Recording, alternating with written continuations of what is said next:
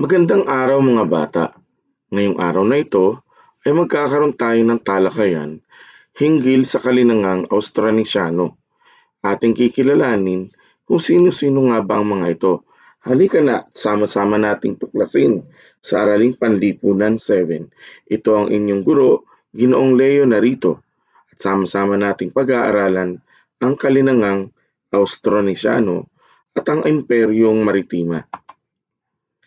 Bilang panimula, sa araling ito inaasahang natutukoy ang mga Austronesiano. Nasusuri ang kanilang paglaganap, napahahalagahan ang kanilang ambag. Tayo magbalik-aral. Ano ang natutunan natin noong mga nakaraang aralin? Ano ba ang estruktura ng pamilya? Inyo ba itong natatandaan? Ano-ano ang tungkulin ng bawat kasapi ng pamilya? At bakit mahalaga ang pamilya sa paghubog ng isang lipunan? Ating pagmasdan ng mga larawan. Makikita ang isang larawan na isang bangka o napakalaking bangka. Gayun din naman ang mga kapuluan at katubigan na nakapalibot dito. Makikita sa ikatlong larawan ang isang pamayanan at sa ikaapat na larawan ay ang mapa ng Timog Silangang Asya. Ano ang pagkakatulad ng mga larawan? Paano kaya nagkaroon ng ugnayan ng mga tao noon? Sa iyong palagay, paano kumalat ang mga tao sa iba't ibang pulo? Atin itong pag-isipan. Sino nga ba ang mga Austronesiano? Ang Austronesiano ay tumutukoy sa pangkat ng mga taong gumagamit ng mga wikang Austronesian at kilala sa paglalayag, paglipat ng tirahan at pakikipagkalakalan. Tumutukoy ito sa mga sinaunang mandaragat na kumalat sa maraming pulo. Ang paglaganap ng Austronesiano ay makikita sa Pilipinas, sa bansang Indonesia, Malaysia, sa buong Timog Silangang Asya, maging sa Pacific Islands. Ano ba ang dahilan ng kanilang paglalayag? Una ay maghanap ng maraming pulo. Sila ay mga mahuhusay gumawa ng bangka at kanila itong ginamit sa kanilang paglalayag gamit ang hangin. At sinusunod nila ang mga bituin sa gabi sa kanilang paglalayag. Ang papel ng dagat ay naging daan ng kanilang paglalakbay, kalakalan, pangingisda at pagpapalaganap ng kultura. Ang mga naging ambag ng mga Austronesiano ay una ang wika, ang paraan ng paglalayag, ang sistema ng kabuhayan at ekonomiko, ang paglaganap ng kultura sa iba't ibang bansa na kanilang napuntahan at ang teknolohiya na kanilang naibahagi sa mga bansang napuntahan nila sa Timog Silangang Asya. Ano naman ang tinatawag na kalinangan? Ang kalinangan ay tumutukoy sa paraan ng pamumuhay ng isang pangkat ng tao mula sa wika, paniniwala, kaugalian, kabuhayan at tradisyon. Ating pakaisipin bakit madaling kumalat ang kultura sa rehiyong maraming pulo. Bilang pagbubuod, ang Austronesiano ay mahuhusay na mandaragat. Kumalat sila sa maraming pulo, nagdala sila ng wika at kultura, at malaki ang ambag nila sa Pilipinas at Timog Silangang Asya. Tandaan, ang ating kultura ngayon ay may ugat sa paglalayag, kalakalan at pamumuhay ng ating mga sinaunang ninuno. Ating tuklasin ngayon ano ba ang tinatawag na island o origin hypothesis at peopling of mainland Southeast Asia ayon kay Solheim. Kilalanin natin si Wilhelm G. Solheim II. Isa siyang antropologong Amerikano na naniniwala na ang mga Austronesian din ang mga unang tao sa Pilipinas batay sa kanyang Nusantao Trading and Communication Network Hypothesis. Ang Nusantao ay hango sa mga salitang Austronesian na Nus na nangangahulugang tao mula sa timog. Ayon sa kanya, ang Austronesian daw ay nagmula sa bansang Indonesia papuntang Mindanao. Naniniwala si Wilhelm na ang mga Austronesian ay nanggaling sa Austronesia, sa Indonesia at papuntang Pilipinas mula sa Mindanao. At nagpatuloy ang mga Austronesian mula sa Pilipinas patungong Hilaga hanggang sa makarating sila sa Timog China. Ayon sa kanya, ang pangunahing dahilan ng pagpapalawak ng teritoryo ng mga Austronesian noon ay ang pakikipagkalakalan. Ayon sa paniniwala, nagmula sa Celebes at Sulu hanggang sa lumawak ang pakikipag-ugnayan na nauwi sa pakikipagkasunduan, kasalan at migrasyon ng mga tao sa Timog Silangang Asya hanggang sa makarating sa Pilipinas. Sino naman si Peter Bellwood? Si Peter Bellwood ang nagbigay ng kanyang teorya patungkol sa mainland origin o tinatawag na mainland origin hypothesis. Ayon sa kanya, ang mainland Southeast Asia ay binubuo ng mga bansang Cambodia, Laos, Vietnam, Thailand at Myanmar o tinatawag na Peopling Mainland Southeast Asia. Ang mga mahalagang ilog na dumadaloy sa rehiyong ito ay ang ilog Irrawaddy, Salween, Chao Phraya, Mekong at ang Red River. Ang Myanmar ito yung ilog ng Irrawaddy, sa Thailand ang Salween at Chao Phraya. Ang rehiyong ito ay mayaman sa kultura at kasaysayan. May mga likas na yaman na nakaimpluwensya sa mga tradisyon, pananamit, musika at sining ng mga ito. Ang mainland Southeast Asia ay may malalim na koneksyon sa iba't ibang imperyong Asyano tulad ng Khmer, Ayutthaya at Champa. Mayroong iba't ibang wika at dialekto sa iba't ibang rehiyon, Burmese sa Myanmar, ang Thai sa Thailand at Vietnamese sa Vietnam. May mga malalaking lungsod sa rehiyon, ang Yangon sa Myanmar, Bangkok sa Thailand, Vientiane sa Laos, Phnom Penh sa Cambodia at Hanoi sa Vietnam. Ipinapakita ng rehiyon ang malawakang kahalagahan ng agrikultura at pangingisda sa mga kabuhayan ng mga tao. Ang mga kalakal tulad ng tela, alahas at mga produktong agrikultural ay mahalaga sa kalakalan. Ito ang Indochina noong unang panahon. Ang Indochina ay kabilang sa mga lugar na nakaambag sa mga makapangyarihang bansa sa India at China. Ang Indochina ay isang geographical na termino na nagmula noong ika-19 na siglo para sa bahaging kontinental ng Timog Silangang Asya.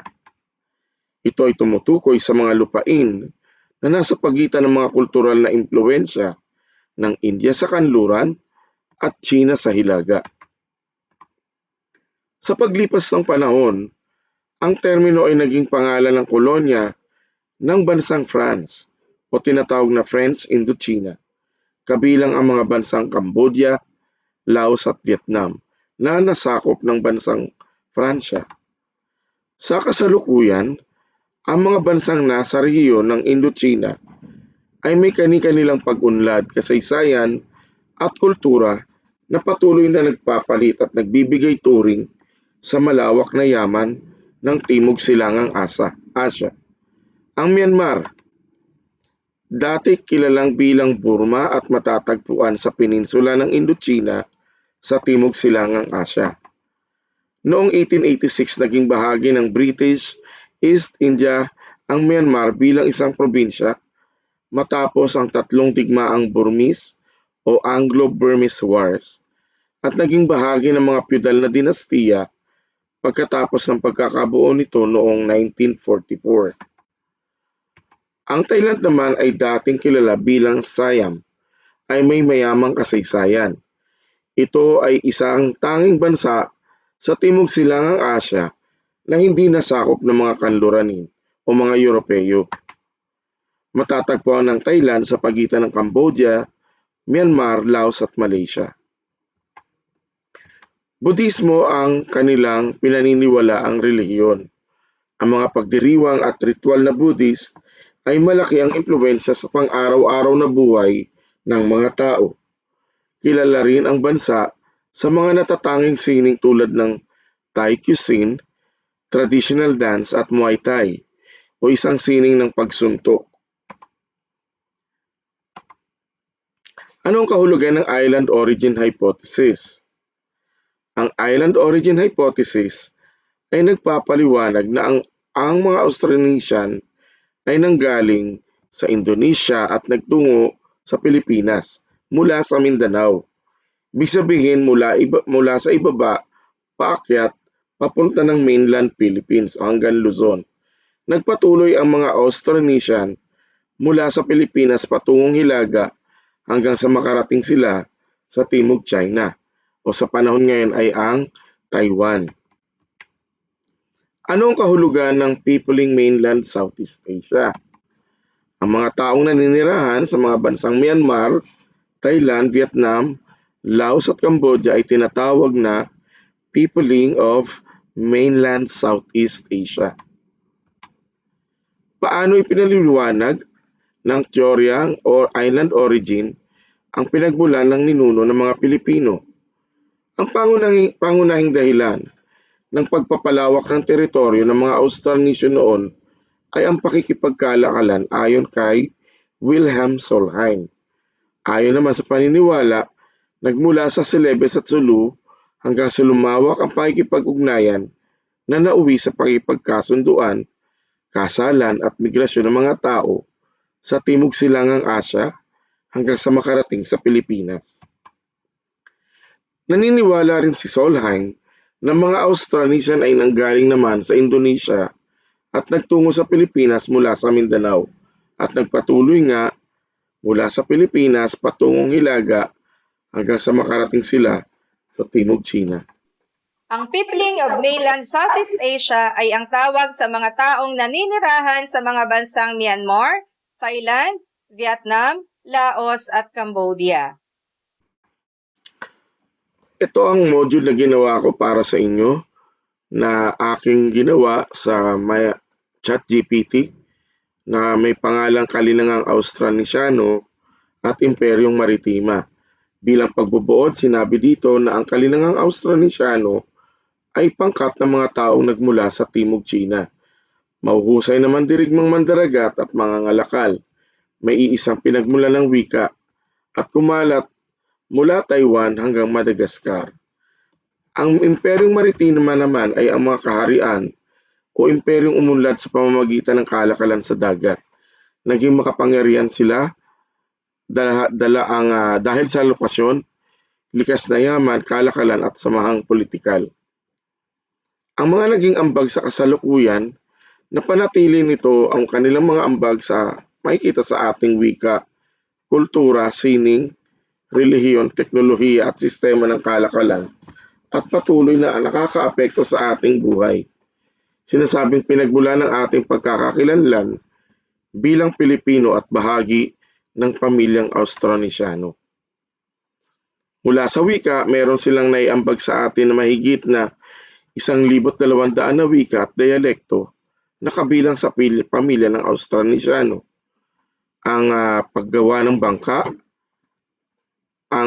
sa kultura ay ang pagtatahi ng tela at paggawa ng palayok, mga awiting bayan at epiko. Gayon din ang paggawa ng payaw o rice terraces at irigasyon at paraan ng pangingisda at ang tinatawag na organisasyon sa lipunan gaya ng barangay bilang batayang unit ng lipunan, mga kadatuhan at pinuno at ang paniniwala at relihiyon na tinatawag na animismo o paggalang sa kalikasan at pagmamalasakit sa kapwa. Ating alamin ngayon ang tatlong maritima na imperyo sa Timog Silangang Asya. Una ang Srivijaya na umiral sa Indonesia, umusbong noong ika-7 siglo hanggang ika-13 siglo. Sentro ay ang Buddhism at kalakalan sa pagitan ng India at China, at kilala sa kanilang mga wika at pakikipag-ugnayan sa bansang gaya ng China. Ang ikalawa ay ang Majapahit Empire at ang Brunei o ang Borneo. Bago pa ang Indonesia, bago pa ang Pilipinas, bago pa magkaroon ng mga bansa, watawat at hangganan, ang Timog Silangang Asya ay pinagdurugtong ng dagat. At sa dagat na iyon, may isang imperyong hindi lamang namuno sa lupa, kundi naghari sa alon, hangin at kalakalan. Isang imperyong minsang kumontrol sa kapalaran ng mga isla. Isang pangalang unti-unting nalimot, ngunit kailanman ay hindi tunay na nawala. Ang pangalan ng imperyong ito ay Majapahit. Hindi ito alamat, hindi rin ito haka-haka. Sa rurok ng kapangyarihan nito noong ika-14th na siglo, ang Majapahit ay kinilala bilang pinakamalakas na kahariang pandagat sa rehiyon. Mula Java, ang impluwensya nito ay umabot sa Sumatra, Borneo, Malay Peninsula at lampas pa sa mga rutang kalaunay magdurugtong sa Pilipinas. Itinatag ang Majapahit noong 1293 sa isla ng Java, sa panahong ang rehiyon ay puno ng digmaan, pananakop at pabago-bagong alyansa. Ang kapanganakan ng Majapahit, ang bunga ng kaguluhan, isang pinunong tumakas, isang pananakop ng Monggol at isang matalinong estratehiyang pampolitika. Ang siyang nagbigay daan sa pagsilang ng isang imperyo. Hindi ito isinilang sa katahimikan, isinilang ito sa krisis. Ngunit ang tunay na pag-angat ng Majapahit ay dumating sa panahon ni Haring Hayam Wuruk. Kasama ang kanyang punong ministro, ang maalamat na si Gahamada, ang imperyo ay hindi lamang lumawak. Ito ay naging organisado, disiplinado at sistematiko. Ayon sa mga sinaunang tala, nanumpa si Gahamada na hindi siya titikim ng kasiyahan hanggat hindi nagkakaisa ang mga isla sa ilalim ng Majapahit. At sa loob ng ilang dekada, ang sumpang iyon ay halos natupad. Hindi naging makapangyarihan ng Majapahit dahil lamang sa hukbong lupa. Ang tunay nitong lakas ay nasa dagat, sa pamamagitan ng mga barko, rutang kalakalan at alyansa sa mga baybaying kaharian. Nakontrol nito ang daloy ng yaman, espiya, ginto, tela at kaalaman. Kung gusto mong makipagkalakalan sa rehiyon, dadaan ka sa impluwensya ng Majapahit. At dito, nagiging mas personal ang kwento, sapagkat ang mga rutang kalakalan ng Majapahit ay hindi nagtapos sa Indonesia. Umabot ito sa kapuluan ng Pilipinas sa pamamagitan ng kalakalan, kultura at palitan ng ideya. Bago pa man dumating ang mga Kastila, ang mga ninuno natin ay bahagi ng mas malawak na mundong Asyano, at ang Majapahit ay isa sa imperyong humubog sa ugnayang iyon. Mahalagang linawin ito. Ang Majapahit ay hindi lamang imperyo ng dahas. Ito ay imperyo ng sistema, batas, diplomasya, may kultura at relihiyon na humubog sa paraan ng pamumuno sa rehiyon. Ang impluwensya nito ay makikita sa wika, ritual at istrukturang pampolitika ng mga kahariang sumunod. Ngunit kahit ang pinakamalakas na imperyo ay may hangganan, unti-unting humina ang Majapahit dahil sa alitan sa loob, pagbabago ng rutang kalakalan at pag-angat ng mga bagong sultanato. Hindi ito bumagsak sa isang araw. Ito ay unti-unting naglaho, parang alon na humuhupa sa baybayin. Bumagsak ang Majapahit, ngunit hindi nawala ang iniwan nito. Isang ideya ng pagkakaugnay ng mga isla. Isang paalala na bago tayo naging magkakahiwalay na bansa, tayo ay bahagi ng iisang mundong pandagat. Ang Majapahit ay hindi na imperyo ngayon, ngunit ang bakas nito ay patuloy na nararamdaman sa kasaysayan ng Timog Silangang Asya at marahil Yun lamang ang ating aralin ngayong araw na ito. Maraming salamat at mag-ingat tayong lahat.